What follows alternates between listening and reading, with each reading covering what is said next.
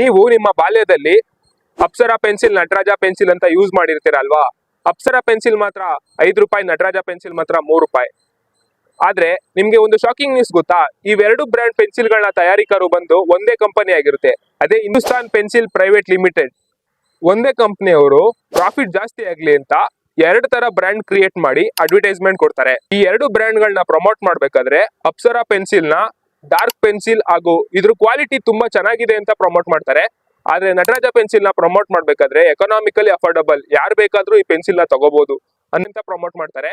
ಈ ಸ್ಟ್ರಾಟಜಿನ ಸೇಲ್ಸ್ ಜಾಸ್ತಿ ಆಗ್ಲಿ ಅಂತ ಯೂಸ್ ಮಾಡ್ತಾರೆ.